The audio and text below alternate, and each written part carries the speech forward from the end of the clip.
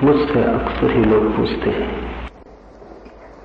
कि लाओत्से पर बोलना मैंने क्यों चुना। कुछ जरूरी कारण से। एक तो लाओत्से की पूरी परंपरा करीब करीब नष्ट होने की स्थिति में। चीन लाओत्से की सारी व्यवस्था को, चिंतना को, उसके आश्रमों को, उसके सन्यासियों को आमूल नष्ट करने में लगा है।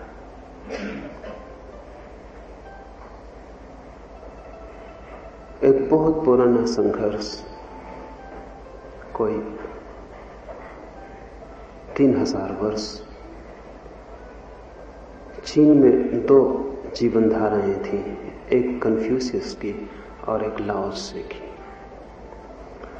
बहुत गहरे में देखें तो दुनिया में जितनी विचारधाराएं हैं उनको इन दो हिस्सों में बांटा जा सकता है।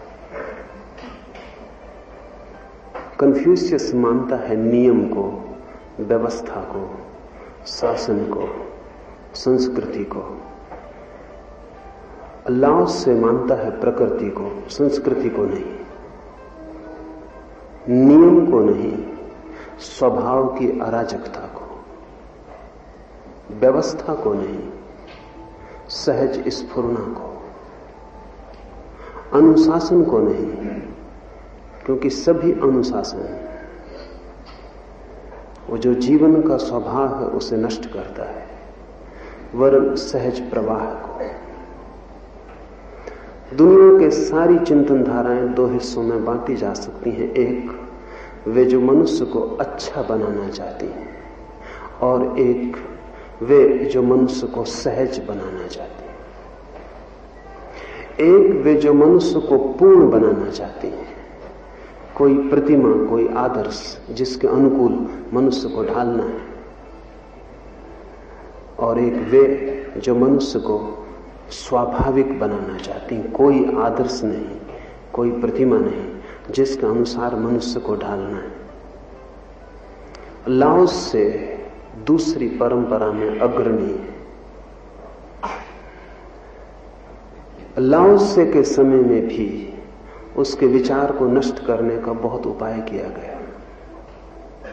कन्फ्यूशियस को मानने वालों ने सब तरह से उस विचार का अंकुर ही न पनप पाए इसकी चेष्टा की, क्योंकि कन्फ्यूशियस के लिए इससे बड़ा कोई खतरा नहीं हो सकता। लाओत्से कहता है कोई नियम नहीं, क्योंकि सभी नियम विकृत हैं। लाओत्से कहता है स्वभाव, सहजता, ऐसा बहे मनुष्य जैसे नदियां सागर की तरफ बहती हैं। रास्ते बनाने की जरूरत नहीं है, क्योंकि सभी रास्ते मनुष्य के साथ जबरदस्ती करते हैं। और नियम देना खतरनाक है, क्योंकि सभी नियम हिंसा करते हैं। लाओत्से कहता है कि अगर मनुष्य को उसके आंतरिकतम केंद्र के अनुसार छोड़ दिया जाए तो जगत में कुछ भी बुरा ना होगा। मनुष्य को अच्छा बनाने की जरूरत नहीं है, मनुष्य को उसके आंतरिक स्वभाव के साथ छोड़ देने की जरूरत है। चेष्टा की जरूरत नहीं, क्योंकि चेष्टा विकृति में ले जाएगी। स्वभावता कन्फ्यूशियस को अति कठिन थी ये बात, और कन्फ्यूशियस के चिंतन में तो लगेगा कि यह आदमी सारे जगत को अराजकता में ले जाएगा, अनार्की में, और ये आदमी तो सब नष्ट कर देगा, समाज, संस्कृति, इस सब का क्या होगा, नीति, सदाचार, नियम। 3000 साल से कन्फ्यूशियस के मानने वाले लाओत्से के सन्यासियों को, उसके शास्त्रों को, उसकी धारा में बहने वाले लोगों को सब तरह से उनकी जड़ें न जम पाए, चीन में इसकी चेष्टा में लगे रहे थे। और लाओत्से के अनुयायी तो संघर्ष भी नहीं कर सकते, क्योंकि संघर्ष में भी उनकी कोई आस्था नहीं। उनकी आस्था तो समर्पण में। वे तो नहीं मानते कि किसी से उनका कोई विरोध है, इसलिए उन्होंने तो कोई संघर्ष नहीं किया, फिर भी वे जीवित रहे। लेकिन माओ से तुंग ने उनकी सारी व्यवस्था को आमूल तोड़ डाला है। माओ से तुंग कन्फ्यूशियस से सहमत थे, और अगर हम ठीक से समझें तो कम्युनिज्म कन्फ्यूशियस से सहमत होगा ही। कन्फ्यूशियस कहता है कि समाज के हाथ में नियंत्रण चाहिए, अल्लाह से कहता है व्यक्ति पूर्ण स्वतंत्र है, किसी के हाथ में उसका नियंत्रण नहीं। कन्फ्यूशियस से जो धारा चलती थी वो माओ से तुंग में आके पूरी हो गई, और माओ से तुंग के हाथ में पूरी ताकत है। तो आज जहां हजारों आश्रम थे लाओत्से के, वहां एक भी आश्रम खोजना मुश्किल है। एक आध दो आश्रम बचा के रखे हैं म्यूजियम की तरह, जो अतिथियों को दिखाए जाते हैं। लाओत्से को मानने वाले सन्यासियों पर मुकदमे चले हैं, अदालतों में उनको घसीटा गया है, मारा पीटा गया है, हत्या की गई है। स्वभावतः माओ से तुंग की दृष्टि से लाओत्से के अनुयायी तो सुस्त और काहिल है, क्योंकि लाओत्से कहता है करने में हमारा कोई भरोसा नहीं, हमारा ना करने में भरोसा। लाओत्से कहता है करने से क्षुद्र ही पाया जा सकता है, केवल ना करने से विराट की उपलब्धि होती है। अकर्म कर्म नहीं, क्योंकि कर्म से आदमी क्या पा सकेगा, और कर्म से आदमी जो भी पाएगा वो संसार का होगा। अकर्म में आदमी डूबता है अपने में, कर्म से जाता है संसार में। और जब कोई कुछ भी नहीं करता तब उसके भीतर उसकी जीवन चेतना अपने पूरे सुगंध से खिलती है। तो लाओत्से कहता है अकर्म है जीवन का सिद्धांत। स्वभाव था उसके सन्यासी माओ से तुंग की भाषा में तो शोषक है, मुफ्तखोर है, वे कुछ करते नहीं, कर्म तो जरूरी है। इसलिए भी मैंने लाओत्से पर विचार कर लेना जरूरी समझा, क्योंकि यह हो सकता है कि आने वाले दिनों में लाओत्से का एक भी सन्यासी खोजना मुश्किल हो जाए। और चीन का कम्युनिज्म का हमला भयंकर है, न केवल चीन से बल्कि तिब्बत से भी सारी संभावनाओं को विनाश करने की चेष्टा चीन ने की। तिब्बत में भी लाओत्से और बुद्ध को मानकर चलने वाला एक वर्ग था। शायद पृथ्वी पर अपने तरह का अकेला ही मुल्क था तिब्बत, जिसको हम कह सकते हैं कि पूरा का पूरा देश एक आश्रम था, जहां धर्म मूल था, बाकी सब चीजें गौण थी, जहां हर चार आदमियों के बीच में एक सन्यासी था। और ऐसा कोई घर नहीं था जिसमें सन्यासियों की लंबी परंपरा ना हो। जिस बाप के चार बेटे होते वो एक बेटे को तो निश्चित ही सन्यास की तरफ भेजता, क्योंकि वही परम था। लेकिन चीन ने तिब्बत को भी अपने हाथ में ले लिया है, और तिब्बत में भी सन्यास की गहन परंपराएं बुरी तरह तोड़ डाली गई हैं। कोई संभावना नहीं दिखती कि तिब्बत बच सकेगा। दलाई लामा तिब्बत से जब हटे तो चीन की पूरी कोशिश थी कि दलाई लामा तिब्बत से हट न पाए। 1959 में जो लोग भी धर्म के गुह रहस्य से परिचित हैं, उन सब के लिए एक ही ख्याल था कि दलाई लामा किसी तरह तिब्बत से बाहर आ जाए, और उनके साथ तिब्बत के बहुमूल्य ग्रंथ और तिब्बत के कुछ अनूठे साधक और सन्यासी भी तिब्बत के बाहर आ जाए। लेकिन बाहर आ सकेंगे ये असंभावना थी। कोई चमत्कार हो जाए तो ही बाहर आने का उपाय था, क्योंकि दलाई लामा के पास कोई आधुनिक साज सामान नहीं, कोई फौज, कोई बम, कोई हवाई जहाज, कोई सुरक्षा का बड़ा उपाय नहीं।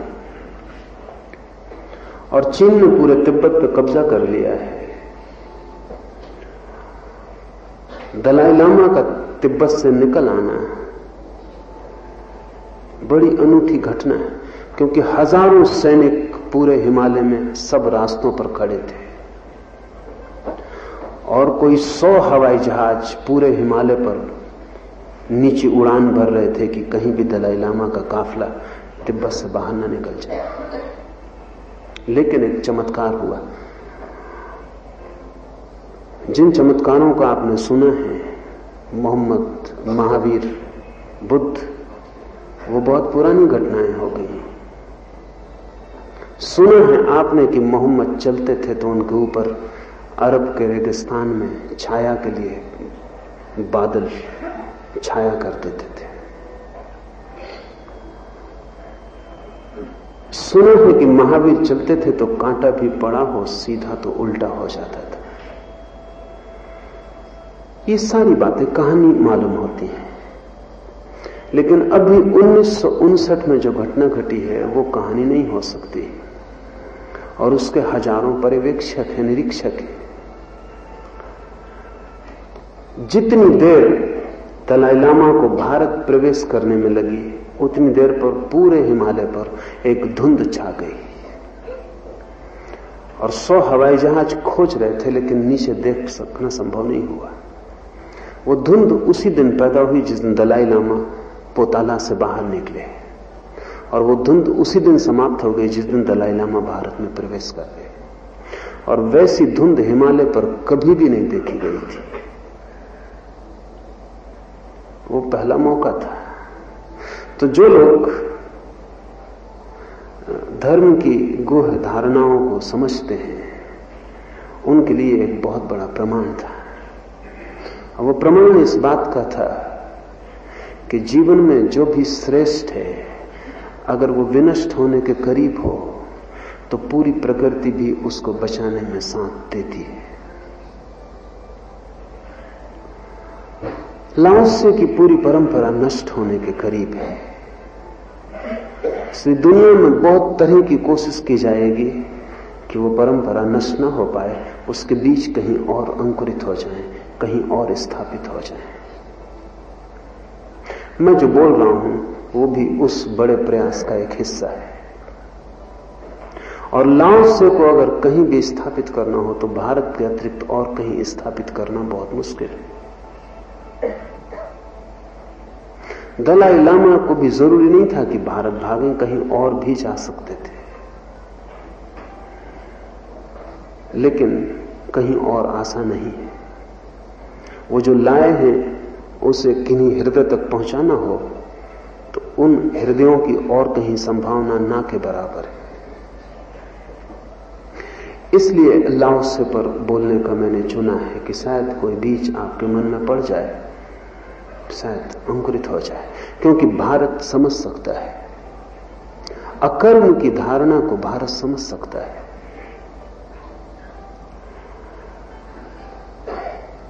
निसर्ग की, स्वभाव की धारणा को भारत समझ सकता है, क्योंकि हमारी भी पूरी चेष्टा यही रही है हजारों वर्षों में।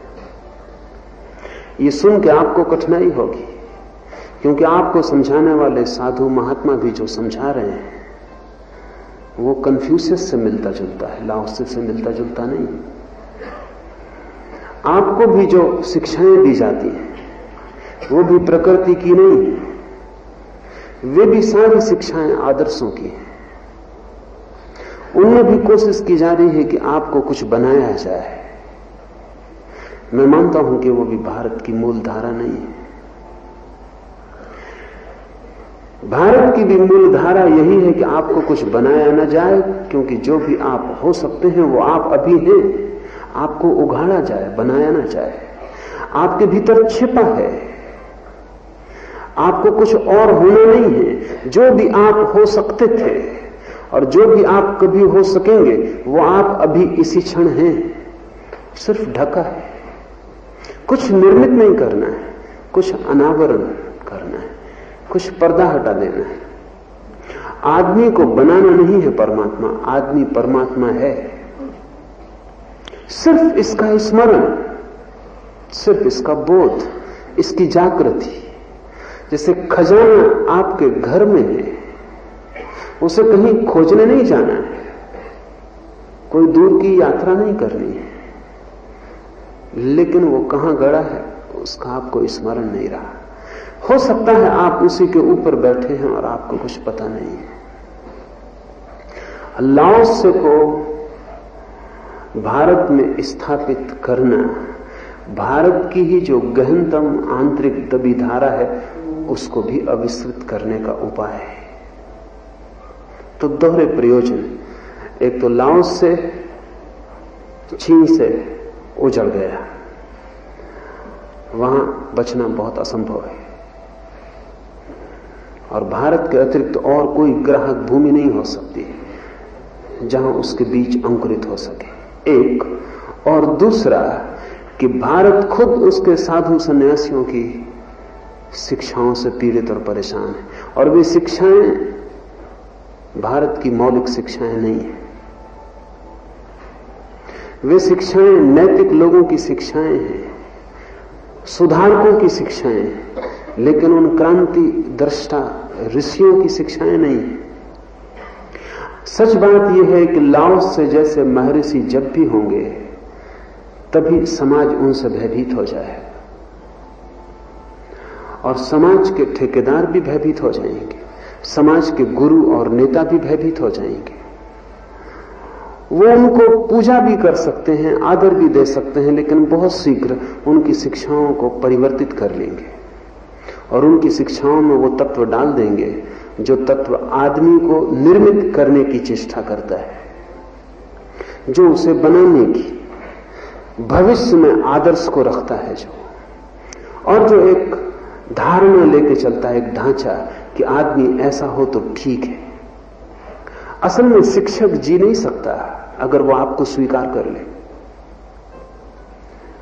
नेता जी नहीं सकता अगर वो कह दे कि आप स्वयं परमात्मा हैं, गुरु बच नहीं सकता अगर वो शिष्य से कहे कि कहीं जाना नहीं, कहीं पहुंचना नहीं, कुछ पाना नहीं, तुम जो भी हो सकते हो वो हो। इस सारा गोरख धंधा शिक्षक का, गुरु का, नेता का चल सकता है इसीलिए कि आपको भरोसा दिलाया जाए कि आप गलत हो, और ठीक करने का काम किसी और के हाथ में, कुंजी किसी और के हाथ में है जो आपको ठीक करेगा। आप गलत हो, अपराध की भावना पैदा करवाई जाए कि तुम गलत हो। जब आप कपने लगे भय से कि मैं गलत हूं, तभी आप किसी के चरण में गिरेंगे और कहेंगे कि मुझे ठीक करो। और जब आप डर जाएंगे कि मैं गलत हूं, तभी कोई ठीक करने वाले को मौका है कि वह आप पर काम शुरू करे। अगर आप ठीक हो तो सारा का सारा धंधा जिसे हम धर्म समझ रहे हैं वो गिर जाता, टूट जाता है, उसके खंडर रह जाते। तो धर्म का शोषण करने वालों के कुछ सूत्र हैं, वो उनके ट्रेड सीक्रेट है, वो उनके धंधे के बुनियादी सूत्र हैं। पहला ये कि आप जैसे हो गलत हो, आप जो कर रहे हो वो गलत है, आपकी वृत्तियां गलत हैं, आपके कर्म गलत हैं, आपका होना गलत है। ये जितने जोर से आपको समझाया जाए उतने ही जोर से धर्म का धंधा चल सकता है, क्योंकि तब ठीक करने वाले की जरूरत है। और मजे की बात यह है कि ये धंधा सनातन है, क्योंकि आप कभी ठीक हो नहीं सकते। आप ठीक इसलिए नहीं हो सकते कि आप गलत हो नहीं, इसलिए ठीक होने का कोई उपाय नहीं। अगर कोई बीमारी होती तो इलाज हो सकता, लेकिन वहां कोई बीमारी नहीं है, बीमारी कल्पित है, इलाज कल्पित है, और धंधा लंबा है, उसका कोई अंत नहीं है। आप उसी दिन ठीक हो जाओगे जिस दिन आपको पता चलेगा कि आप गलत हो ही नहीं। जिस क्षण आप अपने को स्वीकार कर लोगे कि मैं जैसा हूं यही मेरी नियति है। इसे थोड़ा समझें, ये बहुत कठिन है, इसलिए लाओ त्से को पकड़ पाना कठिन है। जगत में जो भी गहन चिंतक हुए उनको पकड़ पाना कठिन है।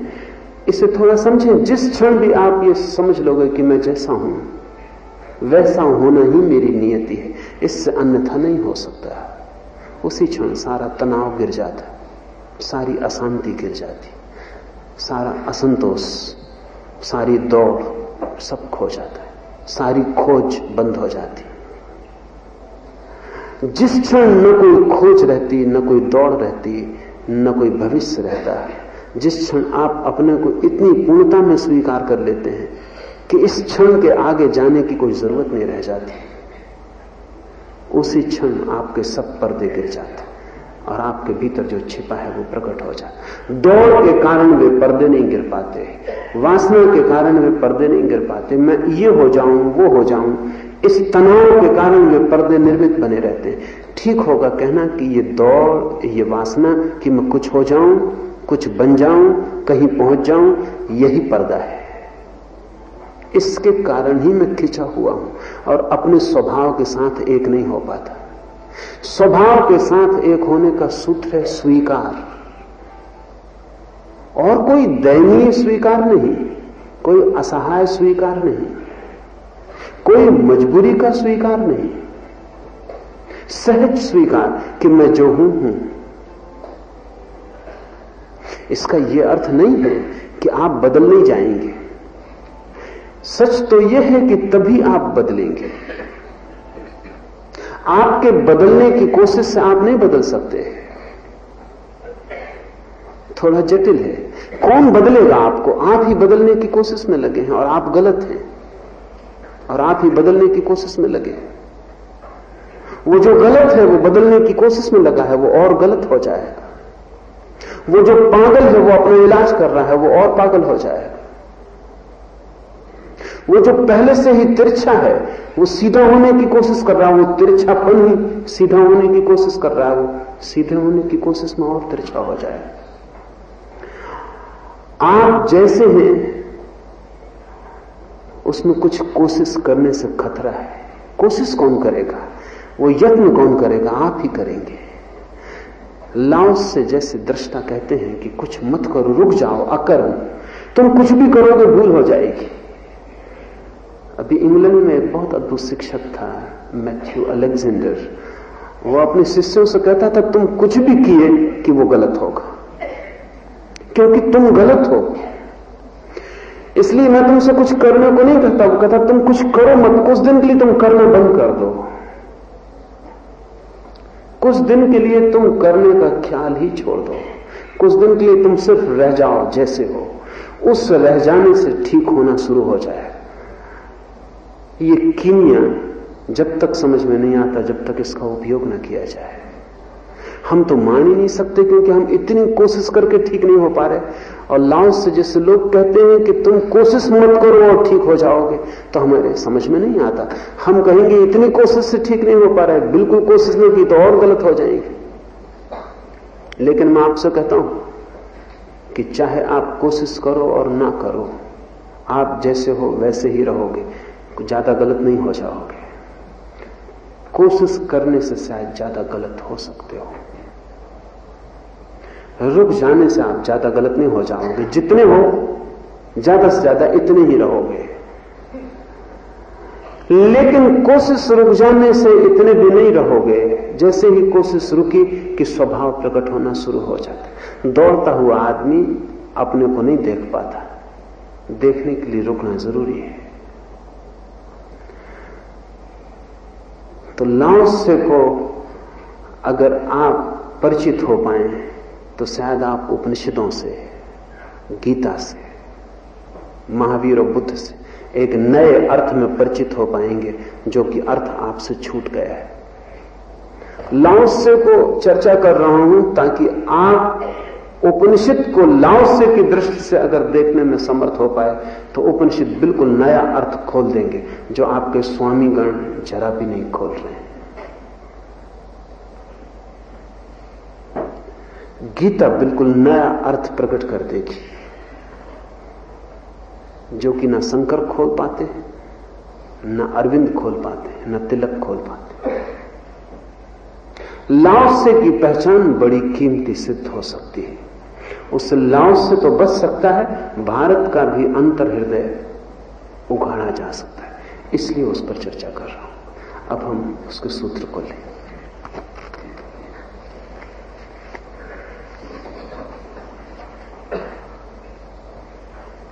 ताओ परम है और उसका कोई नाम नहीं।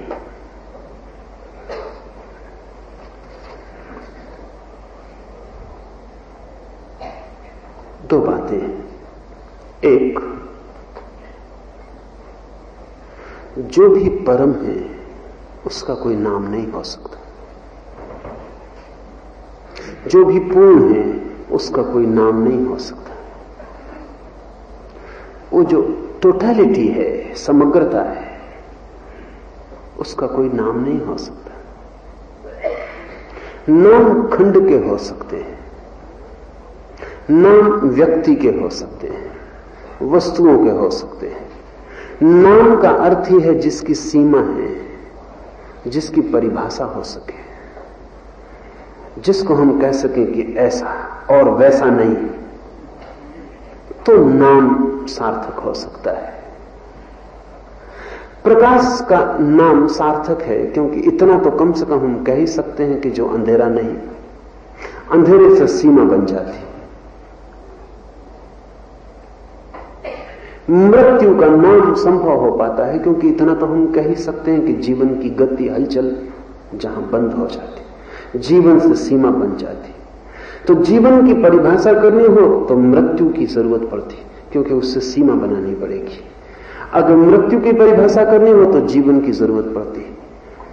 लेकिन जो परम है, जिससे अन्य कुछ भी नहीं हो सकता, उसकी सीमा नहीं बनाई जा सकती, उसकी कोई परिभाषा नहीं हो सकती, उसका कोई नाम भी नहीं हो सकता। ताओ कोई नाम नहीं है। ताओ का अर्थ होता है मार्ग।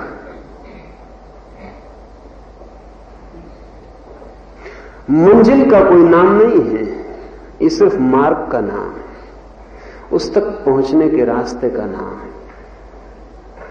नदी को हम तब तक नाम देते हैं जब तक वो सागर में नहीं गिर जाती। सागर में गिरते ही नाम खो जाता है।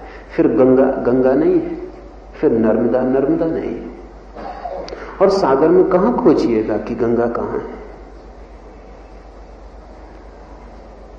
सागर में नदियां नहीं खोजी जा सकती, सीमाएं खो जाती हैं तो नाम खो जाते हैं। ताओ है परम, इसलिए लाओ से कहता है उसका कोई नाम नहीं।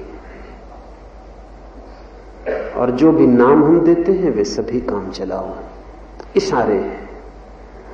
और जो लोग नामों को पागलों की तरह पकड़ लेते हैं वे मुद्दा चूक गए। लोग नामों पे लड़ते हैं, परमात्मा का क्या नाम है इस पर संघर्ष है। राम कहें कि कृष्ण कहें कि कुछ और कहें, लाओस से कहता है उसका कोई भी नाम नहीं है, और या फिर सभी नाम उसके हैं। फिर आपका भी नाम उसी का नाम है, और या फिर कोई भी नाम उसका नहीं है। नाम पर लाओसे का बहुत जोर है कि हम उसे कोई नाम न दें, कई कारणों से। क्योंकि जैसे ही हम नाम देते हैं हम उससे अलग हो जाते हैं। जिस चीज का भी हमने नाम दे दिया हम नाम देने वाले हो गए और अलग हो गए।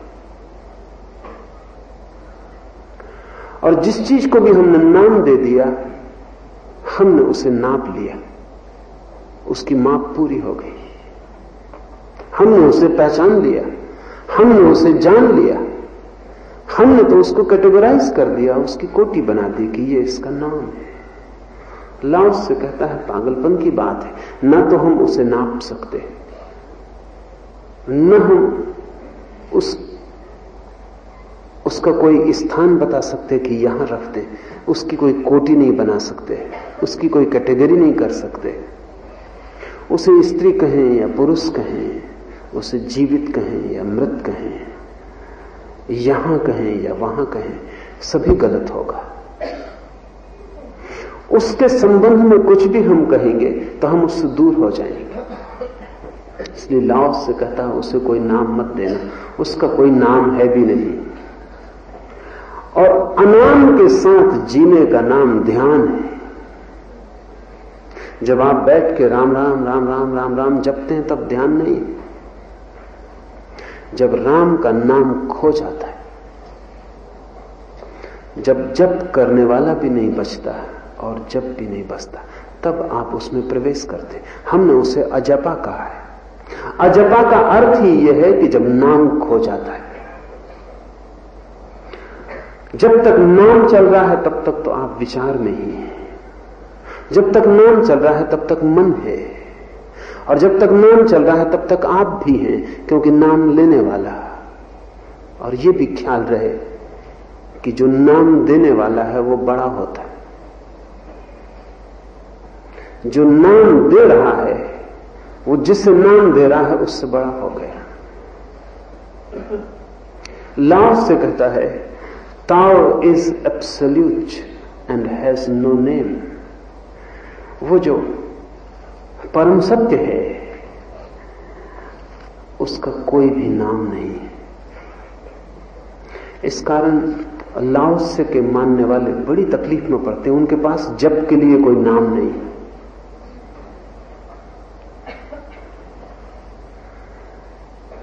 मेरे एक मित्र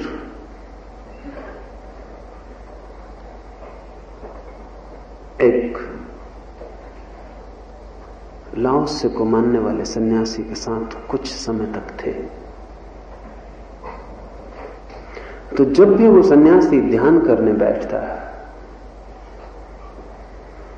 तो मित्र को बड़ी परेशानी होती कि वो भीतर करता क्या है, क्योंकि वो मित्र स्वयं जप के साधक थे। तो उससे वो पूछते बार बार कि तुम क्या जप करते हो, तो वो हंसता। उसने अनेक बार उन्हें कहा कि मैं कोई भी जप नहीं करता है, क्योंकि हमारे पास कोई नाम ही नहीं। उन मित्र को भरोसा नहीं आया। वो सोचते रहे कि शायद वो अपने जप को छिपा रहा है, शायद बताना नहीं चाहता, शायद जब तक दीक्षा ना हो तब तक वो मंत्र गैर दीक्षित को कहा नहीं जा सकता। वो मेरे पास आए थे, उनको मैंने कहा कि वो धोखा नहीं दे रहा था। लाओसे के मानने वालों के पास कोई नाम नहीं है, फिर वो करते क्या है? वो नाम को छोड़ने की चेष्टा करते। उसका तो कोई नाम नहीं है, लेकिन और बहुत सी चीजों के नाम हैं और वो हमारे मन में भरे।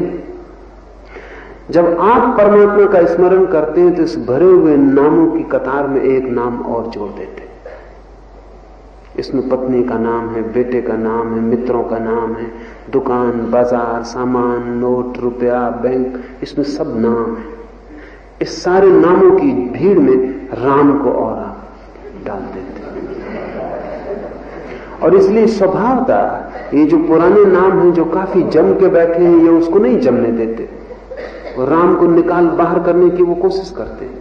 आप कितनी राम राम कहो, बीच में पत्नी का नाम आता है, पति का नाम आता है, बेटे का नाम आता है, बाजार, दुकान, सब बीच में आ जाता है। वो जो पुराने जमे हुए नाम हैं वो इस नए प्रतियोगी को भीतर नहीं बैठने देना चाहते। और ये प्रतियोगी खतरनाक है, क्योंकि ये सबको बाहर करना चाहता है। सारी भीड़ इकट्ठी होकर इसको बाहर करता है। अगर आपने कभी भी नाम जप का उपयोग किया है तो आपको पता होगा कि कैसा कलह भीतर मच जाती। लाओसे का मानने वाला नए नाम को भीतर नहीं डालता, सिर्फ पुराने नामों को बाहर निकालता है। वो उलिझता है, भीतर नहीं डालता। वो उस घड़ी की प्रतीक्षा करता है जब भीतर कोई भी नाम नहीं रह जाएगा। जब भीतर कोई नाम नहीं रह जाएगा तब वो कहेगा ताओ उपलब्ध हुआ, ताओ का स्मरण हुआ। ये परमात्मा का स्मरण है। अनाम हो जाना परमात्मा का स्मरण है। ये प्रक्रिया बिल्कुल उल्टी हुई। आप जबरदस्ती कर रहे हैं एक नाम को भीतर डालने की।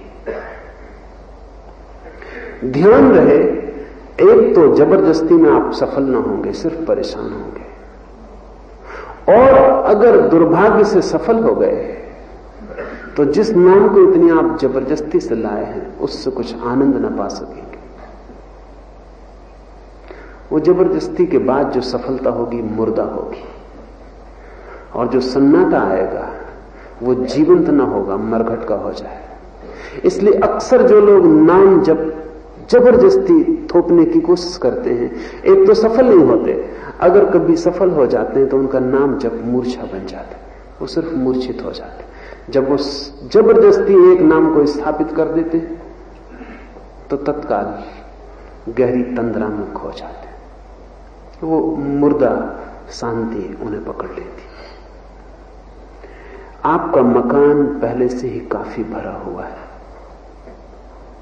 इस भरे हुए मकान में परमात्मा को निमंत्रण देना जरा भी उचित नहीं। अल्लाह से कहता है तुम मकान खाली कर लो, और वो परमात्मा बाहर से आने वाला भी नहीं है कि तुम उसे निमंत्रण दो। तुम्हारा मकान भरा है इसलिए वो दिखाई नहीं पड़ता। तुम मकान खाली करो, वो जो खालीपन है मकान का वही है वो जो तुम्हारे भीतर खालीपन है वही है वो कोई अतिथि नहीं है जो बाहर से आएगा, वो तुम्हारे भीतर का खालीपन है, तुम्हारे भीतर की शून्यता है जो तुम्हारे भरी हुई चीजों में दब गई है। उन्हें तुम बाहर कर दो, वो प्रकट हो जाएगी।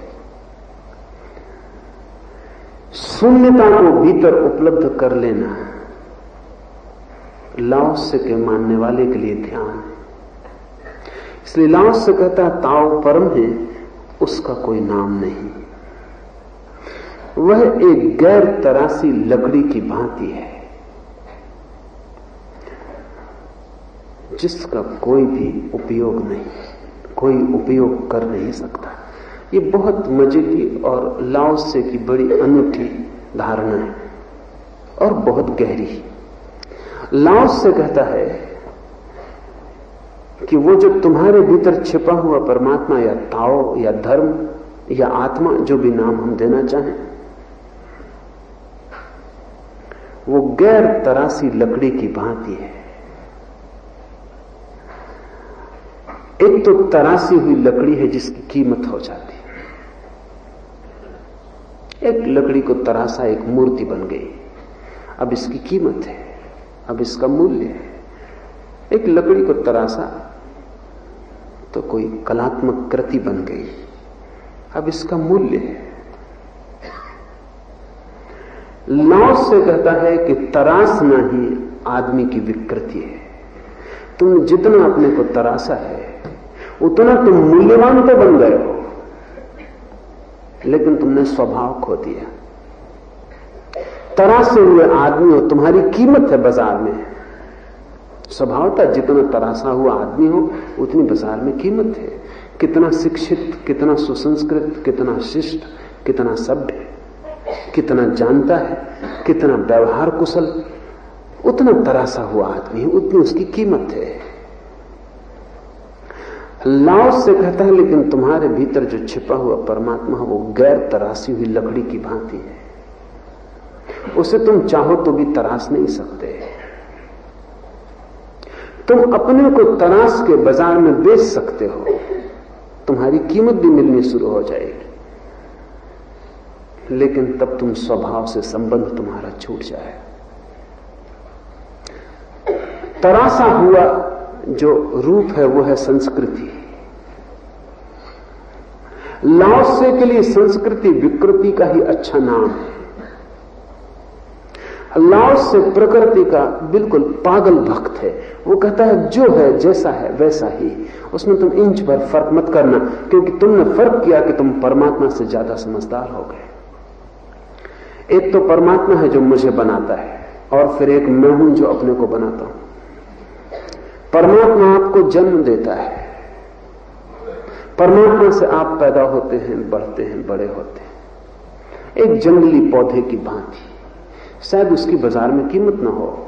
जापान में वो पौधे लगा के रखते हैं। तो स्वामी रामतीर्थ जब पहली दफा जापान गए तो बहुत हैरान हुए। उन्होंने 300-300 साल पुराने वृक्ष देखे जिनकी ऊंचाई 5 इंच थी। वो बहुत हैरान हुए। 300 साल पुराना वृक्ष और ऊंचाई 5 इंच। उनकी कुछ समझ में ना आया। उन्होंने पूछा इसका राज क्या है। तो मालियों ने राज बताया कि गमले के नीचे से वो जड़ें काटते रहते, नीचे जड़ नहीं बढ़ पाती, ऊपर वृक्ष नहीं बढ़ पाता, तो 300 साल पुराना हो जाता है, लेकिन होता है 5 इंच 10 इंच ऊंचा, बौना रह जाता। वो जड़ को नीचे से बढ़ने नहीं देते, ऊपर वृक्ष नहीं बढ़ पाता। फिर उसको जैसी शाखाएं उनको बनानी है वैसे तारों से उसको गूंथ देते, शाखाओं के भीतर भी खीले ठोंक देते, जैसा मोड़ना है वैसा मोड़ते हैं, जैसा बनाना है वैसा बनाते हैं, एक सुंदर कलाकृति बन जाती है। लेकिन वृक्ष मर जाता है, उसकी आत्मा मर जाती है। वो जो परमात्मा ने जैसा उसे चाहा था वैसा वो नहीं हो पाता, माली ने जैसा चाहा वैसा हो जाता। हम सब भी जैसा परमात्मा ने हमें चाहा है वैसे नहीं हो पाते। हम सब तराश के बाजार के काम के हो जाते, लेकिन भीतर का स्वभाव विकृत हो जाता है। लाओस से कहता है वो है गैर तराशी लकड़ी की भांति जिसका कोई भी उपयोग नहीं हो सकता। ये बड़ी कठिन धारणा है। लाओस से कहता है उपयोग की बात ही गलत है, जीवन कोई बाजार नहीं है, उपयोगिता यूटिलिटी बात ही व्यर्थ है। लाओस के हिसाब में उपयोगिता से ज्यादा गंदा कोई शब्द नहीं है। क्या उपयोग है चांद का रात में, और क्या उपयोग है एक फूल जब जंगल में खिलता है उसका, क्या उपयोग है सूरज के परिभ्रमण का, क्या उपयोग है सागरों का, क्या उपयोग है बहती हुई नदियों का। सारा जगत निरुपयोगी है। जगत में कोई उपयोगिता नहीं है।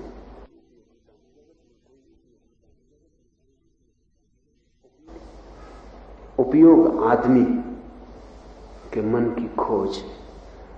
आदमी पूछता है फौरन इसका उपयोग क्या है, इसको किस काम में लाया जाए। थोड़ा समझें हम, ये उपयोगिता की जो इकोनॉमिक्स की अर्थशास्त्र की धारणा है कि वही चीज कीमत की है जिसका कोई उपयोग है, तो आपकी आत्मा का क्या उपयोग है? कोई उपयोग, कोई उपयोग नहीं।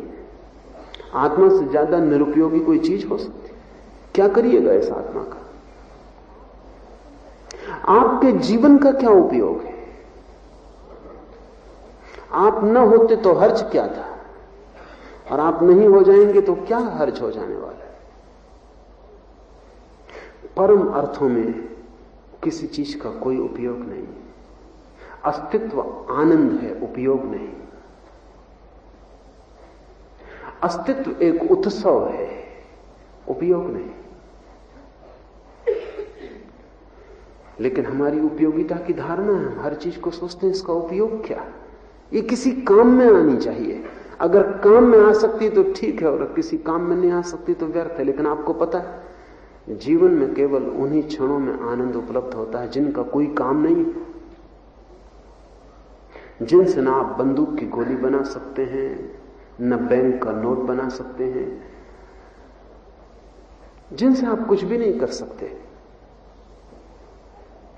सुबह आप उठे हैं, हवा का एक झोंका आया और आप आनंदित हुए कि सूरज को उगते आपने देखा और आपके भीतर भी कुछ उगने लगा और आप प्रफुल्लित हो उठे। लेकिन क्या है उपयोग? उपयोगिता हर चीज को काम बना देती है। तब आदमी प्रेम भी करता है तो भीतर सोचता है, गणित लगाता है, क्या है उपयोग, इससे मैं क्या पाऊंगा। इसलिए जो बुद्धिमान है वो प्रेम नहीं करते, वो हिसाब रखते हैं। वो प्रेम से भी कुछ अर्थशास्त्र निकालते। कहते हैं किसी कुलीन घर में शादी करो, किसी धनपति के घर में शादी करो, किसी प्रतिष्ठित के घर में शादी करो, उससे भी कुछ उपयोग निकालो। प्रेम भी तुम्हारा सहज कृत्य ना हो, उसका भी बाजार में मूल्य होना चाहिए। जो कुछ भी हो हमारे जीवन में, उस सब का मूल्य आंका जा सके तो हमें मूल्यवान लगता है। लेकिन प्रेम का क्या मूल्य हो सकता है? आनंद का क्या मूल्य हो सकता है? ध्यान का क्या मूल्य हो सकता है? कोई मूल्य नहीं हो सकता। कुछ चीजें अपने आप में मूल्यवान हैं, उनकी मूल्यवत्ता आंतरिक है, किसी और कारण से वे मूल्यवान नहीं है। वे किसी और साध्य का साधन नहीं है, वे स्वयं अपना साध्य है। बच्चे खेल रहे हैं, कोई मूल्य नहीं है, खेल का आनंद है। आपको लगता है समय खराब कर रहे हैं, आप खाता बही में हिसाब लगा रहे हैं और बच्चे खेल रहे हैं और शोरगुल कर रहे हैं, और आपको लगता है समय खराब कर रहे हैं। बड़ा कठिन है कहना। लाओ से पूछे तो वो कहेगा कि आप समय खराब कर रहे हैं। काश आप भी खेल सकते, काश आप भी इस क्षण में ऐसे लीन हो जाते कि आप फिक्र छोड़ देते कि इसका कोई मूल्य है या नहीं। मूल्य का मतलब क्या है? मूल्य की धारणा का अर्थ यह है कि जो भी मैं कर रहा हूं वो अपने आप में मूल्यवान नहीं है, उससे कुछ और पाया जाएगा, वो मूल्यवान है। मूल्य का अर्थ है कि लक्ष्य सदा भविष्य में, और अभी मैं जो कर रहा हूं वो तो केवल साधनवत है। आप बाजार जा रहे हैं, दुकान पे बैठे हैं, इस सब का कोई मूल्य नहीं है। मूल्य तो उस धन में है जिससे आएगा। फिर धन का भी क्या मूल्य है? फिर आप कहीं और मूल्य खोजेंगे, इस धन से जो मिलेगा उसका मूल्य है। उसका भी क्या मूल्य है? अगर आप यूं खोजते हुए चलें तो आप पाएंगे कि आप एक वर्तुल में घूम रहे हैं जहां किसी चीज का कोई मूल्य नहीं है। आगे आगे आगे हर चीज को आगे टालते चले जाते हैं। लाओस से कहता है टालो मत, जीवन का प्रत्येक क्षण मूल्यवान है, क्योंकि जीवन का प्रत्येक क्षण साधन ही नहीं साध्य भी है। और तुम इस क्षण को ऐसे जियो जैसे इसके बाहर कुछ पाने को नहीं है। जो भी पाया जा सकता है वो इसी क्षण में है। ये निरुपयोगिता का सिद्धांत है। इसका अर्थ है उपयोगिता की बात ही मत सोचो, सिर्फ भोग को परम बनाओ, भोग को इतना गहन बनाओ कि उपयोगिता व्यर्थ हो जाए और क्षण अपने आप में सार्थक हो जाए। अगर लोग ध्यान भी कर रहे हैं तो भी फर्क समझे, अगर और किसी को मानने वाला ध्यान कर रहा है तो ध्यान एक साधन, वो कहता है परमात्मा को पाना है। परमात्मा में है मूल्य, ध्यान तो एक साधन है। अगर कोई तरकीब उसको बता दे कि काहे इतनी मेहनत कर रहे हैं बिना ध्यान के परमात्मा को पाने की तरकीब, वो फौरन ध्यान छोड़ देगा, क्योंकि ध्यान केवल साधन था। इसलिए पश्चिम में घटना घट रही है अभी, एलएसडी, मारिजुआना, मेस्कलिन, क्योंकि उनके प्रचारक कह रहे हैं कि क्या ध्यान कर रहे हो, तो पुराना ढंग है, ये काम तो एक गोली से हो जाता है। तो अगर ध्यान अपने आप में मूल्यवान है तो आप कहेंगे रखो अपनी गोली, क्योंकि ध्यान मेरे लिए आनंद है। लेकिन अगर ध्यान परमात्मा पाने के लिए या कुछ और पाने के लिए, और कोई दावा करता है कि क्या जरूरत 3 साल ध्यान में मेहनत करो, ये तो एक इंजेक्शन से, एक गोली से अभी हो जाता, तो आप ध्यान छोड़ देंगे स्वभावतः, क्योंकि 3 साल क्यों बर्बाद करना है, इसमें ज्यादा उपयोगिता है गोली में। और आप समझ लेना कि वो गोली वाला आपको समझा लेगा आज नहीं कल। इस मुल्क में मानता हूं कि जिस दिन भी इस मुल्क को एलएसडी और मारिजुआना की पूरी खबर हो जाएगी, ये मुल्क ध्यान और प्रार्थना करना बंद कर देगा। क्योंकि जितने लोग मेरे पास आते हैं ध्यान की पूछने, वो सब ध्यान को साधन की तरह पूछ रहे हैं। उनका जो तर्क है वो गलत है, उस गलत तर्क का परिणाम खतरनाक। समझे, एक आदमी उपवास कर रहा है, वो कर रहा है उपवास इसलिए कि उपवास से शांति होगी, आनंद होगा, या प्रभु दर्शन होगा, या आत्म साक्षात्कार होगा। लेकिन फिजियोलॉजिस्ट है, शरीर शास्त्री है, वो समझाता है कि आप कर क्या रहे हैं, उपवास में कर क्या रहे हैं आप। ये तो एक शारीरिक काम है। आप कुछ खाना ले रहे थे, वो आपने बंद कर दिया, कुछ रासायनिक तत्व आपके शरीर में जा रहे थे, वो अब नहीं जा रहे। तो आपके शरीर के भीतर जो रासायनिक व्यवस्था थी उसमें असंतुलन पैदा हो रहा है। कुछ तत्व जो जा रहे थे बंद हो गए, कुछ तत्व जो इकट्ठे थे शरीर उनको रोज पचा लेगा, तो आपके भीतर रासायनिक व्यवस्था बदल जाएगी। वो कहता है आप इतनी मेहनत क्यों कर रहे हैं, 3 महीने में आप व्यवस्था बदल पाएंगे। वो व्यवस्था हम एक इंजेक्शन से बदल देते हैं। उसका तर्क बिल्कुल साफ है, और जिसमें थोड़ी भी बुद्धि है उसकी समझ में आ जाएगा। आखिर उपवास करेगा क्या? 3 महीने के लंबे उपवास में आपके शरीर की रासायनिक व्यवस्था बदल जाएगी। जो व्यवस्था 3 महीने के उपवास से पैदा होगी वो एक इंजेक्शन से अभी हो सकती, तो फिर हर्ज क्या है? फिर आपके पास कोई दलील नहीं, क्योंकि उपवास साधन था।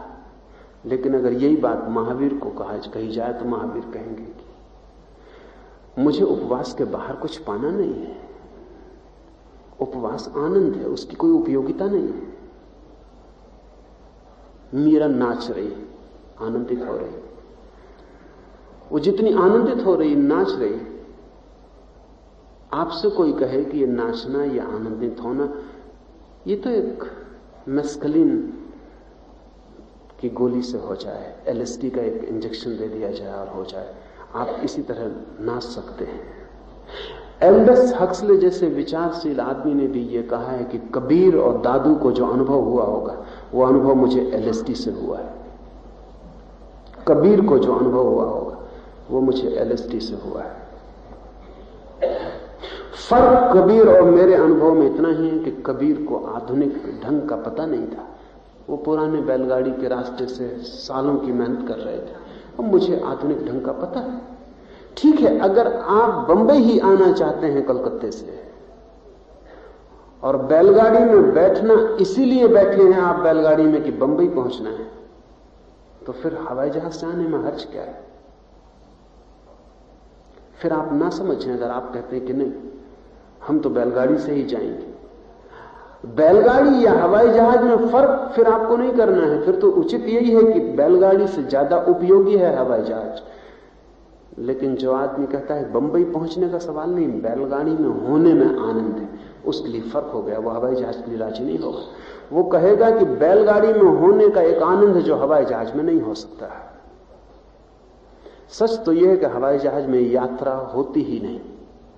यात्रा हो कैसे सकती है हवाई जहाज में? आप एक स्थान से दूसरे स्थान पर पहुंच जाते हैं, बीच की जगह तो गिर जाती। यात्रा तो बैलगाड़ी में ही होती, क्योंकि एक एक पौधा, जमीन का एक एक टुकड़ा सब आपके पास से गुजरता, आप उसके पास से गुजरते। हवाई जहाज यात्रा नहीं, यात्रा से बचने का उपाय है। वो जो यात्रा थी बीच में उसको गिरा देना, हटा देना। कलकत्ता और बंबई 2 बिंदु हो जाते हैं, बीच से सब गिर जाता है। आप कलकत्ता से सीधे बंबई होते हैं। अगर कल कोई और उपाय हो सके जो और शीघ्रगामी हो तो हम उनका उपयोग करेंगे। उपयोगिता का अर्थ यह है कि जो हम कर रहे हैं उसका कोई उपयोग नहीं, कहीं जाना है, कहीं कोई मंजिल है, जिस तरह से हम पहुंच जाएं। लेकिन लाओ से कहता है कि ताओ मंजिल नहीं है, इसलिए उसने नाम दिया है ताओ। ताओ का अर्थ है द वे, मार्ग। ताओ कोई मंजिल नहीं है कि जहां पहुंचना है, मार्ग ही ताओ है, मार्ग ही परमात्मा है। प्रतिपल मंजिल है, और प्रतिपल का उपयोग जो साधन की तरह करेगा वो उपयोगितावादी है, और जो प्रतिपल का उपयोग साध्य की तरह करता है वो उत्सववादी है। इस फर्क को ठीक से समझ लें, तब जीने के ढंग 2 ढंग के हो सकते हैं कि आप सब कुछ कर रहे हैं कहीं पहुंचने के लिए, और जहां पहुंचना है वो आगे, अक्सर वहां कोई पहुंचता नहीं कभी, क्योंकि मरने तक हम टालते ही चले जाते हैं। और एक दूसरा रास्ता है कि जहां हमें पहुंचना है वहां हम अभी हैं, अब हमें सिर्फ भोगना है इस क्षण को। आप मुझे सुन रहे हैं, आप 2 ढंग से सुन सकते हैं। एक ढंग तो यह है कि मुझे सुन के आपको कोई ज्ञान प्राप्त करना है, कि मुझे सुनकर आपको कुछ रास्ता निकालना है, कि मुझे सुन के आप उसका कुछ उपयोग करेंगे, तो फिर आपका सुनना एक काम है। और दूसरा कि आप मुझे सुन रहे हैं, ये सुनना ही आनंद है, इससे कहीं पहुंचना नहीं, इससे कुछ उपयोग नहीं करना, इससे कोई ज्ञान इकट्ठा नहीं करना, कोई पंडित नहीं बन जाना, कहीं जाना नहीं। ये सुनने का जो क्षण है ये आनंदपूर्ण, ये एक उत्सव है। तब प्रतिपल आप आनंदित हैं। इसकी उपयोगिता बाहर नहीं है, भीतर है। इसका यह अर्थ नहीं कि इससे आपको लाभ ना होगा, इससे ही लाभ होगा, क्योंकि प्रतिपल जो आपने आनंद लिया है वही इकट्ठा हो जाएगा, उसकी राशि बन जाएगी। और जिसने टाला है उसके हाथ खाली रह जाएंगे, क्योंकि जिसने प्रतिपल इकट्ठा नहीं किया वो आखिर में इकट्ठा कैसे कर लेगा। क्षण तो खो जा रहे हैं। लाओस से बिल्कुल गैर उपयोगितावादी, वो जो परम सत्य है, वो जो परम जीवन का तत्व है, गैर तरासी लकड़ी की तरह है, कोई उसका उपयोग नहीं कर सकता। परमात्मा का उपयोग करने की कभी भूल के मत सोचना, जीवन का उपयोग करने की कभी भूल के मत सोचना। जीवन को व्यर्थ गंवाना हो तो तरकीब है ये कि उसका कुछ उपयोग सोचना, और जीवन का सच में कुछ उपयोग कर लेना हो तो उपयोग की बात ही छोड़ देना, और जीवन को आनंद की तरह, उत्सव की तरह लेना। लेकिन हम परमात्मा का भी उपयोग करते हैं, इसलिए जब हम दुख में होते हैं तब हम परमात्मा की तरफ जाते हैं, क्योंकि सुख में उसका कोई उपयोग नहीं है। क्या उपयोग है? सुख में कोई परमात्मा को याद नहीं करता, कोई जरूरत ही नहीं, तो याद क्या करना। मैंने सुना है एक ईसाई घर में मां अपने बेटे से सुबह पूछ रही कि रात तूने प्रार्थना की है नहीं? तो उसने कहा रात तो कोई जरूरत ही नहीं थी, सभी कुछ ठीक था, प्रार्थना का कोई सवाल ही ना था। प्रार्थना तो हम तभी करते हैं। आज ही मैं किसी का जीवन पढ़ रहा था, उसकी पत्नी कार में एक दुर्घटना में चोट खा गई। उसके पहले कभी वो चर्च नहीं गई थी, लेकिन इस रविवार को वो चर्च पहुंची। हाथ पर पैर पे पट्टियां बंधी हैं। चर्च का पादरी भी चौंका है, क्योंकि वो महिला कभी चर्च आई नहीं थी, पति सदा अकेला ही आता था।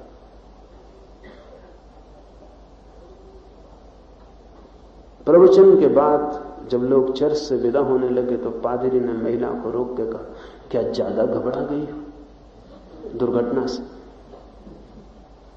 क्योंकि चर्च आने का और कोई कारण नहीं दिखाई पड़ता। दुख में जब हम होते हैं तो परमात्मा की याद आती, क्योंकि अब उसका कुछ उपयोग हो सकता है। सुख में हम होते हैं तो हम उससे बचना ही चाहेंगे, कहीं उधार मांगने लगे, कुछ और उपद्रव। परमात्मा भी मिलना चाहे आप जब सुख में हो तो आप कहेंगे अभी ठहरो, अभी कोई जरूरत नहीं।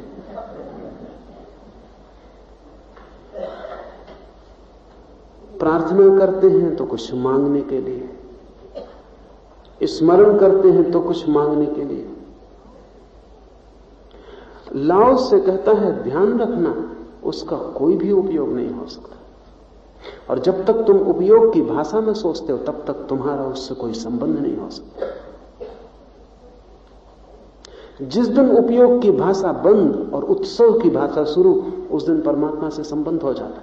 फिर चाहे मंदिर जाओ न जाओ, फिर चाहे उसका स्मरण करो न करो, फिर चाहे धर्म की ऊपरी व्यवस्था से तुम्हारा नाता बने ना बने, लेकिन जीवन को उत्सव में जो बदल लेता है वो जीवन को प्रार्थना में बदल देता है। यदि सम्राट और भूस्वामी इस निष्कलुष स्वभाव को शुद्ध रख सकें तो सारा संसार उन्हें स्वेच्छा से स्वामित्व प्रदान करेगा। इस तरह के वचन कन्फ्यूशियस को ध्यान में रख के कहे गए, क्योंकि कन्फ्यूशियस समझा रहा था सम्राटों को, राजकुमारों को, भूस्वामियों को कि तुम इस तरह से जियो, इस तरह का व्यवहार करो, इस तरह उठो, इस तरह बैठो, तुम्हारा आचरण, तुम्हारी नीति, तुम्हारा आदर्श ऐसा हो, तुम्हारा जीवन मर्यादा का जीवन हो, सब लोग देखें और तुम्हारे आचरण से प्रभावित हों, तुम्हारा उठना बैठना भी शाही हो, वो भी साधारण ना हो, तभी तुम लोगों के ऊपर स्वामित्व रख सकोगे। लाओस से कहता है ये स्वामित्व झूठा है। लाओस से कहता है कि यदि सम्राट और भूस्वामी अपने भीतर के निष्कलुष स्वभाव को शुद्ध रख सके तो सारा संसार उन्हें स्वेच्छा से स्वामित्व प्रदान करेगा।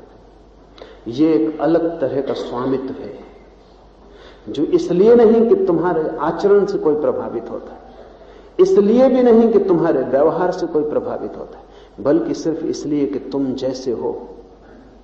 तुम्हारा होना ही चुंबक है, तुम्हारा अपना स्वाभाविक होना ही आकर्षण है। पहला जो आकर्षण है वो चेष्टित है, उसमें हिंसा है, उसमें दूसरे का ध्यान है। दूसरा जो आचरण है वो चेष्टित नहीं है, वो प्रवाह है और उसमें हिंसा नहीं, उसमें दूसरे का कोई ध्यान नहीं। लाओसे के अनुयायी एक बहुत अनूठी बात मानते रहे। लाओसे कहता था कि अगर एक गांव में 4 आदमी भी मेरी बात समझ जाएं और 4 आदमी भी मेरी बात को समझ के स्वाभाविक जीने लगे तो पूरा गांव में बदल दूंगा। उन 4 आदमियों को गांव में लोगों को बदलने जाने की जरूरत नहीं है, उन्हें किसी से कहने की भी जरूरत नहीं कि तुम अच्छे हो जाओ। उनकी मौजूदगी लोगों को अच्छा करने लगेगी। वे जहां से गुजरेंगे वहां उनकी हवा, उनका जादू काम करने लगेगा और लोगों को कभी यह पता भी नहीं चलेगा कि कौन उन्हें बदल रहा है। क्योंकि लाओस से कहता है ये पता चल जाए कि कोई तुम्हें बदल रहा है तो इससे भी प्रतिरोध पैदा होता है।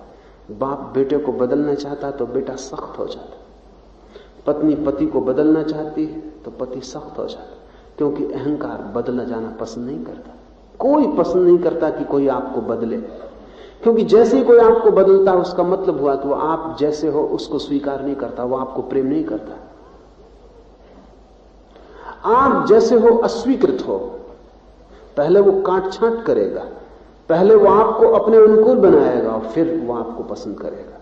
लेकिन दुनिया में कोई भी बदला जाना इसलिए पसंद नहीं करता। इसलिए बाप जब बदलने की कोशिश करता है बेटे को तो भूल करता है। शायद इसी कारण बेटा फिर कभी भी बदला नहीं जा सकेगा।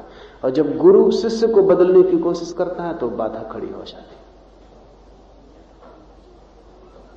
जब नेता अनुयायियों को बदलने की कोशिश करते हैं तो अनुयायी नहीं बदलते, अनुयायी भी फिर नेता को बदलने की कोशिश में संलग्न हो जाते और अक्सर अनुयायी सफल हो जाते हैं और नेता हार जाते हैं। स्वाभाविक है, क्योंकि अनुयायी बहुत है और नेता अकेला है। सुना है मैंने कि जब फ्रांस की क्रांति हुई तो पेरिस के एक मोहल्ले में जोर का उपद्रव मचा हुआ था और एक गिरोह आग लगाने जा रहा था। तो 2 पुलिस के आदमियों ने उस गिरोह में जो आदमी नेता जैसा मालूम पड़ता था उसको पकड़ लिया। तो उसके वचन बड़े प्रसिद्ध हो गए हैं। उस आदमी ने कहा कि don't prevent me, let me go, I have to follow that crowd because I am their leader. रोको मत, मुझे जाने दो, क्योंकि मुझे इस भीड़ के पीछे जाना, क्योंकि मैं उनका नेता हूं। नेता को भीड़ के पीछे चलना पड़ता है। नेता अपने अनुयायियों का भी अनुयायी होता है, उसको देखना पड़ता है अनुयायी क्या चाहते हैं। नेता अनुयायियों को बदलने में लगे रहते हैं, अनुयायी नेताओं को बदल लेते हैं।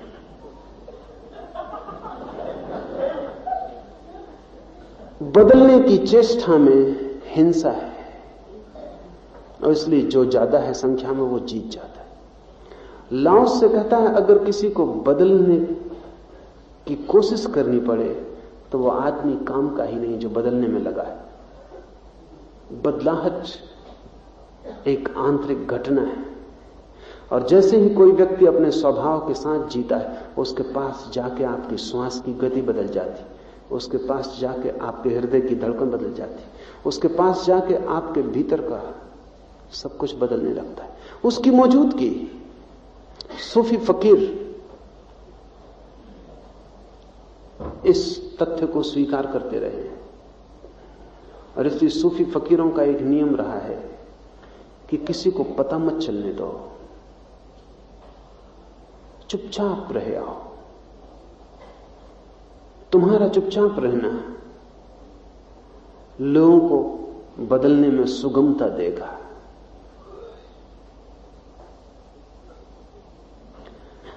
एक सूफी फकीर हुआ जुन्नून, वर्षों तक वो शिष्यों में बैठा रहता था और एक नकली आदमी को गुरु बना के बैठा दिया।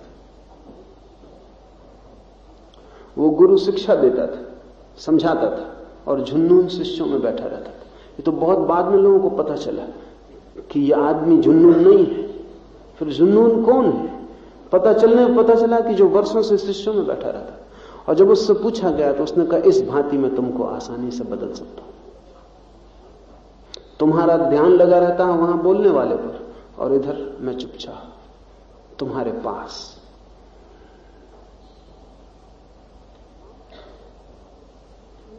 लाओस से कहता है कि अगर भूस्वामी, सम्राट, गुरु, नेता, वे जो लोगों को प्रभावित करते हैं, केवल अपने भीतर के स्वभाव के साथ जी सकें, तो संसार उन्हें स्वेच्छा से स्वामित्व प्रदान करेगा। अभी तो उनको स्वामित्व बड़ी छीन झपटी से लेना पड़ता है। अपने नेताओं की आप हालत देखें, किस बामुश्किल वो नेता बने रहते, कितनी जद्दोजहद से नेता बने रहते। आप लाख उपाय करो वो नेता बने रहते। 1000 लोग उनकी टांगें खींच रहे हैं और वो नेता बने हुए। उनका एक ही काम है 24 घंटे कैसे नेता बने रहे।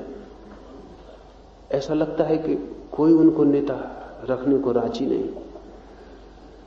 इसलिए आप देखते हैं एक नेता पद से नीचे उतर जाए, फिर आपको पता ही नहीं चलता कि वो कहां गया। अखबारों में नाम नहीं, कोई खबर पूछता नहीं। अजीब स्वामित्व था ये भी कि कल अखबारों में बड़ी सुर्खी उसी नाम की थी। अब सिर्फ एक बार आपको पता चलेगा जब वो इस संसार को छोड़ेंगे, तब अखबार के कोने में खबर छपेगी कि उनका देहावसान हो गया। उसके पहले आपको अब पता चलने वाला नहीं कि वो कहां है। ये स्वामित्व, ये नेतृत्व, ये प्रभाव बड़ा अद्भुत मालूम होता है कि पद से उतरते ही खो जाता है।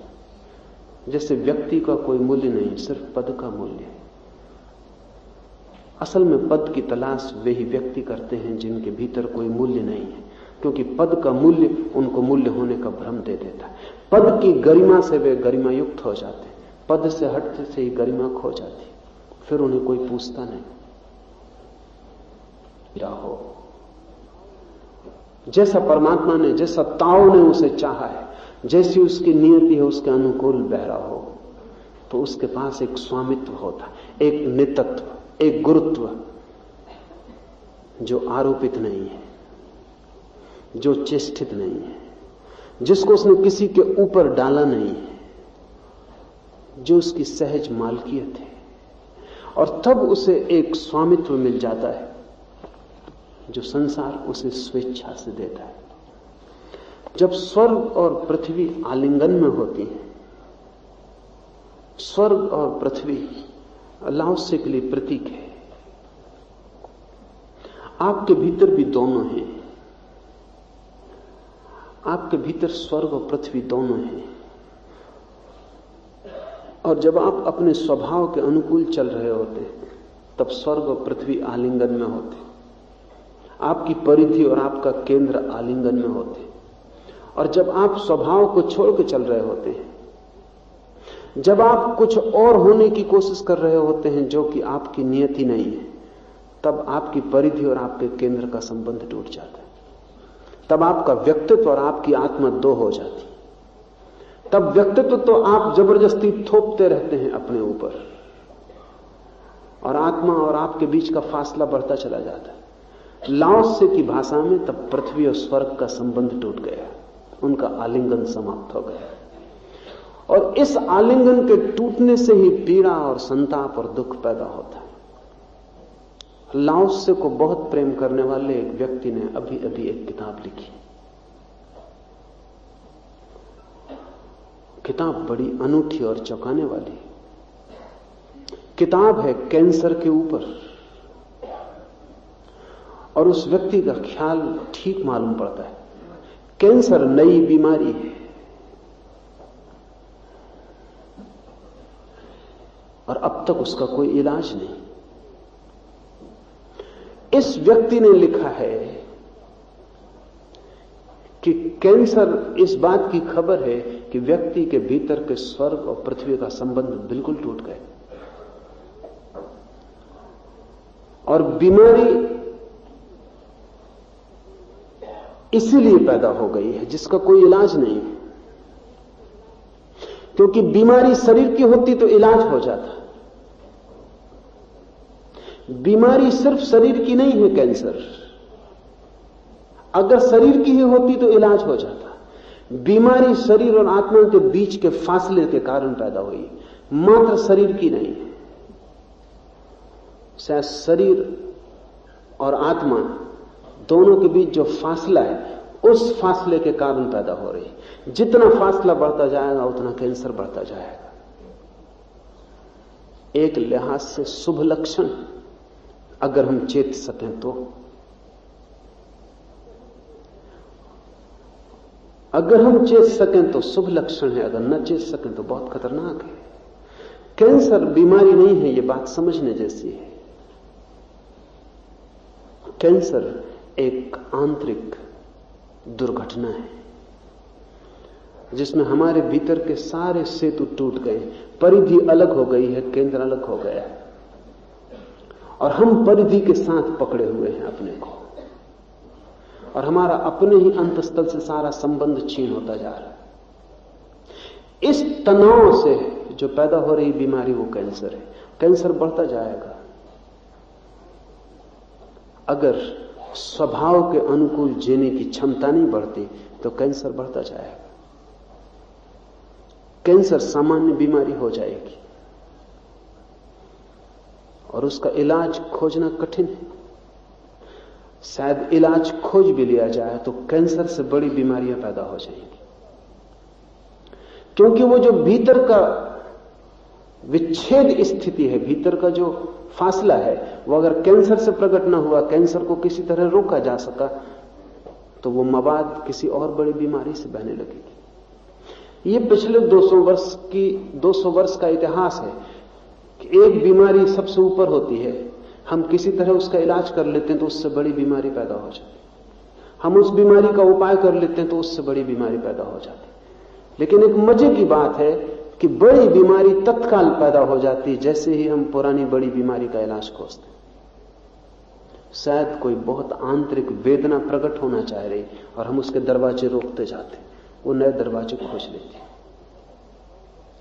लाओ से कहता है कि जब स्वर्ग और पृथ्वी आलिंगन में होती, पृथ्वी से अर्थ है आपकी परिधि, आपके भीतर जो पौद्गलिक है, पदार्थ है वो, और स्वर्ग से अर्थ है आपका चैतन्य, आपकी आत्मा, आपके भीतर वो जो अपौद्गलिक है वो। जब दोनों आलिंगन में होते हैं तब मीठी मीठी वर्षा होती। बड़ा कठिन है उसको कहना कि क्या होता है जब आपकी आत्मा और आपका व्यक्तित्व दोनों आलिंगन में होते हैं, जब आपके भीतर कोई फासला नहीं होता, जब आपके भीतर कोई भविष्य नहीं होता, वर्तमान के क्षण में आप पूरे के पूरे इकट्ठे होते, कोई विच्छेद नहीं, कोई खंड खंड स्थिति नहीं, जब आप अखंड होते तब क्या होता है? लाओ से कहता है तब the heaven and earth join and the sweet rain false beyond the command of man yet evenly upon all. तब होती है मीठी मीठी वर्षा, मनुष्य के वश के बाहर लेकिन सबके ऊपर समान। इस वर्षा को आप आदेश नहीं दे सकते, इस वर्षा को आप कोशिश करके नहीं घटा सकते, आपकी चेष्टा से यह वर्षा नहीं आ सकती। आप निमंत्रण दे सकते हैं, आदेश नहीं। आप पुकार सकते हैं, खींच नहीं सकते। आप प्रार्थना कर सकते हैं और प्रतीक्षा, ये वर्षा प्रसाद है, ग्रेस है। शब्द बड़े साधारण चुने हैं लाओसे ने, मीठी मीठी वर्षा। थोड़ा सोचें, कल्पना करें, भीतर वर्षा की, जैसे प्राण प्यासे हों वर्षों से, जन्मों से, और भीतर की सब भूमि तप्त हो, दरारें पड़ गई हों, और भीतर पूरी आत्मा में एक ही प्यास, एक ही पुकार वर्षा की हो, और तब वर्षा हो। इस मिलन में प्यास तृप्त हो जाती है। वो जो जन्मों जन्मों की प्यास थी कि कुछ चाहिए, कुछ चाहिए, और कुछ भी मिल जाए तो भी तृप्ति नहीं होती थी। जो भी मिल जाए वही व्यर्थ हो जाता था और मांग आगे बढ़ जाती थी। क्षितिज की तरह वासना हटती चली जाती थी। अचानक इस मिलन में सब चाह खो जाती, सब वासना तिरोहित हो जाती। क्षितिज घर में आ जाता, कहीं कुछ जाने को नहीं रह जाता, सब पा लिया, कुछ पाने को शेष नहीं रहा। ऐसी गहन तृप्ति हो जाती। एक सूफी फकीर के संबंध में मैंने सुना, उसके मरने के दिन करीब थे, रहता तो एक छोटे झोपड़े में था, लेकिन एक बड़ा खेत और एक बड़ा बगीचा भक्तों ने उसके पास लगा रखा था। मरने के कुछ दिन पहले उसने कहा कि अब मैं मर जाऊंगा, ऐसे तो जिंदा में भी इस बड़ी जमीन की मुझे कोई जरूरत न थी, ये झोपड़ा काफी था, और मर के तो मैं क्या करूंगा, मर के तो मुझे तुम इस झोपड़े में दफना देना, ये काफी है। तो उसने एक तख्ती लगा दी पास के बगीचे पर कि जो भी व्यक्ति पूर्ण संतुष्ट हो उसको ये बगीचा में भेंट करना चाहता हूं। ये बड़ा खतरनाक आदमी रहा हो। जो भी व्यक्ति पूर्ण संतुष्ट हो उसको मैं ये बगीचा भेंट करना चाहता हूं। अनेक लोग आए, लेकिन खाली हाथ लौट गए। खबर सम्राट तक पहुंची। एक दिन सम्राट भी आया, और सम्राट ने सोचा कि औरों को लौटा दिया ठीक, मुझे क्या लौटाएगा, मुझे क्या कमी, मैं संतुष्ट हूं, सब जो चाहिए वो मेरे पास है। सम्राट भीतर आया और उसने फकीर से कहा कि क्या ख्याल है। अनेक लोग आए और वापस लौट गए, मैं भी आया हूं। तो उस फकीर ने कहा कि अगर तुम संतुष्ट थे तो आए ही क्यों, ये तो उसके लिए है जो आएगा ही नहीं और मैं उसके पास आऊंगा। अभी वो आदमी इस गांव में नहीं, वो यहां नहीं आएगा, वो क्यों आएगा। एक ऐसा संतोष का क्षण भीतर घटित होता है जब आपकी चाह नहीं होती, दौड़ नहीं होती, और आप अपने साथ राजी होते। उस क्षण में परमात्मा आता, आपको उसके द्वार पर मांगने नहीं जाना पड़ता। उस दिन उसकी मीठी वर्षा आपके ऊपर हो जाती। वही निर्वाण है। लेकिन उस तरफ जाने के लिए आप कोई चेष्टा नहीं कर सकते। आपकी कोशिश काम ना आएगी, क्योंकि वो प्रसाद है। आपकी कोशिश का मतलब होगा कि आप सम्राट की तरफ पहुंच गए मांगने। वो उसको मिलती है जो जाते नहीं मांगने, जो मांग ही छोड़ देता है उसको मिल जाती है। वो सूफी फकीर होशियार रहा होगा, उसने आखिरी राज की बात अपने बगीचे पे लिख दी थी। वह मनुष्य के वश के बाहर है, लेकिन तो भी सबके ऊपर समान रूप से बरसती है। और निश्चित ही इसीलिए समान रूप से बरसती है, क्योंकि अगर आपके वश के भीतर हो तो ताकतवर ज्यादा बरसा लेगा, कमजोर प्यासे रह जाएंगे। जोर जबरदस्ती जो कर सकता है वो ज्यादा पे कब्जा कर लेगा। अधिक लोग तो क्यू में पीछे खड़े रह जाएंगे। वो समान रूप से सबके ऊपर बरस सकती है, क्योंकि आपके वश के बाहर है। आप कुछ कर नहीं सकते, आप सिर्फ प्रतीक्षा कर सकते हैं। आप सिर्फ राजी हो सकते हैं, तैयार हो सकते हैं। आप उसके आने के लिए बाधा ना डालें, बस इतना काफी है। और आप कुछ भी नहीं कर सकते। आप रुकावट न डालें, बस इतना काफी है। आप खुले हो, द्वार दरवाजे बंद ना हो, वो कभी आपके दरवाजे पर आए तो बंद ना पाए, बस इतना आप कर सकते हैं। इसलिए वो सबके ऊपर समान हो जाती। कबीर को या कृष्ण को या बुद्ध को या मोहम्मद को जरा सा भी इंच भर का फर्क नहीं पड़ता। बुद्ध सम्राट के लड़के रहे हों और कबीर जुलाहे थे तो थे, और बुद्ध बहुत सुसंस्कृत सभ्य तो रहे, और कबीर बिल्कुल लट, बेपढ़े लिखे गंवार, कोई फर्क नहीं पड़ता।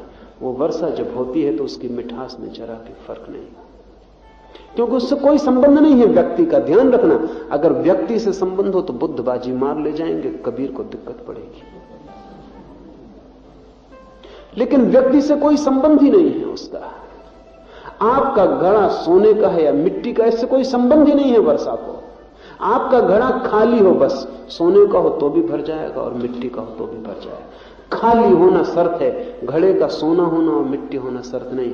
इसलिए बेपढ़े लिखे भी पहुंच जाते हैं, गरीब दीनहीन भी पहुंच जाते हैं, कमजोर रुग्ण भी पहुंच जाते हैं, और कोई बुद्धिमानों से कम उन्हें मिलता है ऐसा नहीं है। रत्ती भर कम नहीं मिलता। व्यक्ति व्यक्ति का कोई फासला नहीं है उस वर्षा के लिए। आप जब भी अपने साथ राजी हो गए पूरे, और आपने स्वीकार कर लिया कि मेरी नियति, मेरा स्वभाव, बस मैं ऐसा हूं, और उसमें आपने रत्ती भर फर्क करना छोड़ दिया, बड़ी से बड़ी तपस्या यही है।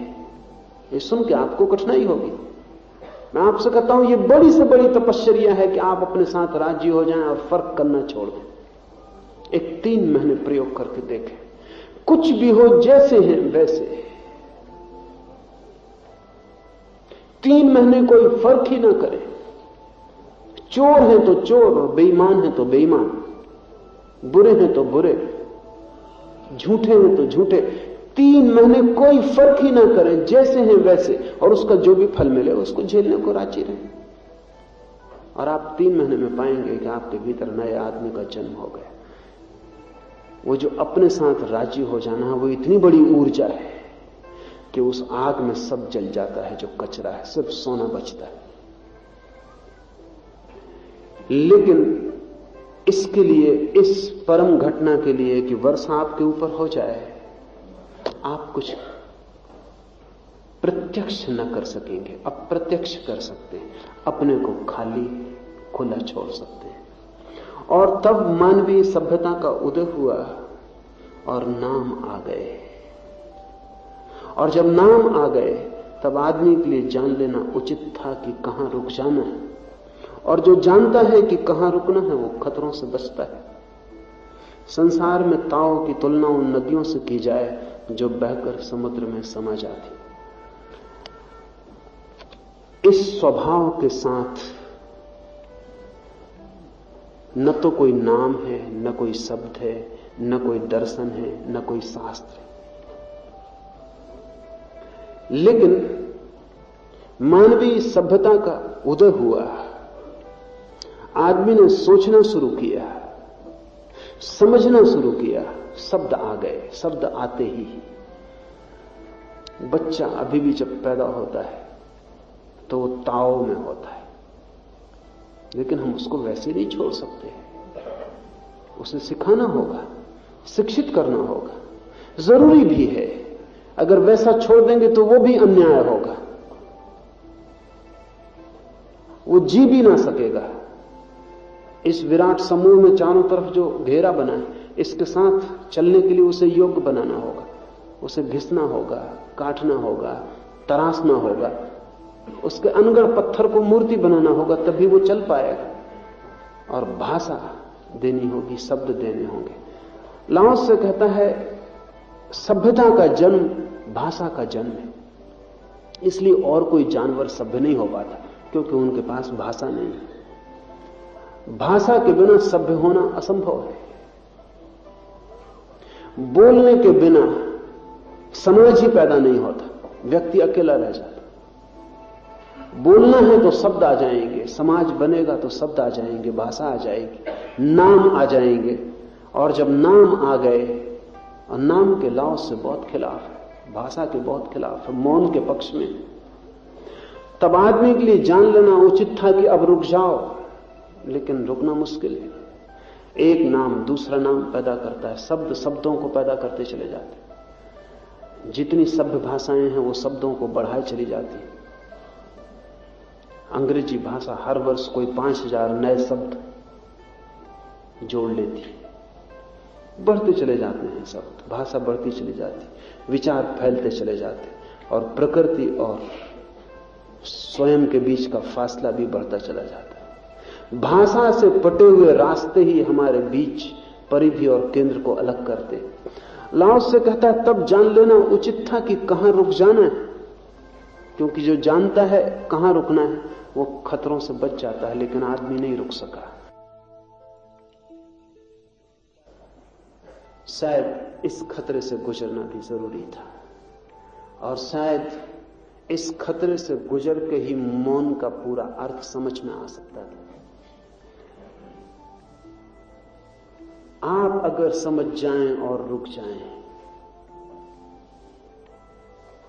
तो वो जो ताव खो गया है पीछे वापस पाया जा सकता है। भाषा को छोड़ते ही, मौन में उतरते ही स्वभाव से संबंध हो जाता है।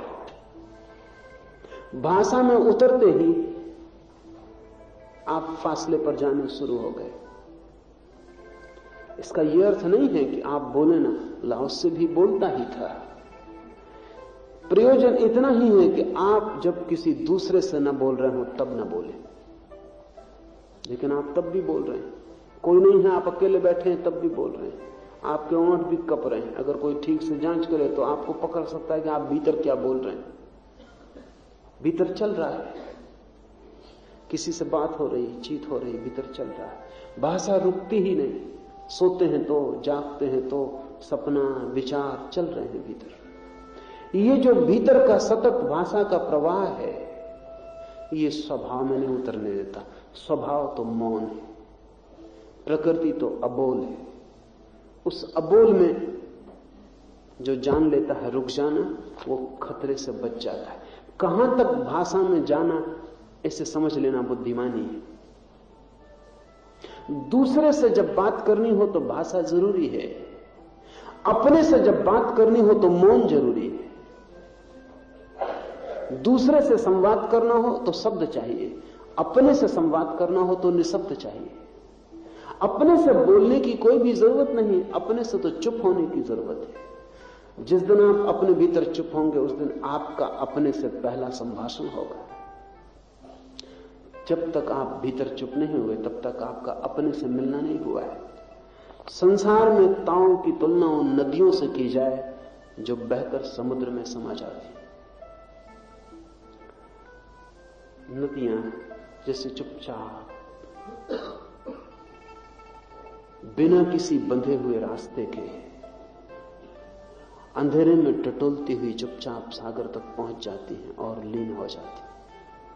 संसार में लाओ से कहता ताओ की तुलना इस भांति की जाए कि आप भी जब चुपचाप संसार के सारे रास्तों पर टटोलते अपने भीतर के मौन सागर में डूब जाते, जिस दिन आपके व्यक्तित्व की नदी आपके भीतर के मौन सागर में लीन हो जाती, उस दिन आप धर्म को उपलब्ध हो जाते।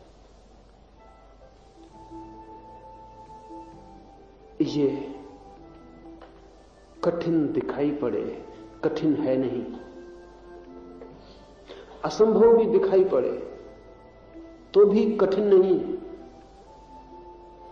एक बार ठीक से मूल सूत्र समझ में आ जाए तो लाओ से का महामंत्र बहुत ही सरल है।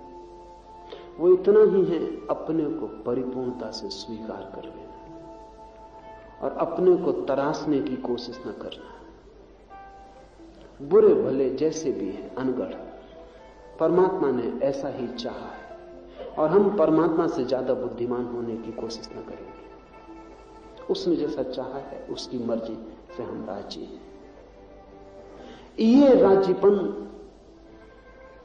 ये एक्सेप्टेबिलिटी, ये स्वीकार भाव लाओ से का महामंत्र। फिर नदी सागर में गिर जाती। 5 मिनट रुकेंगे, कीर्तन करें और फिर चलें।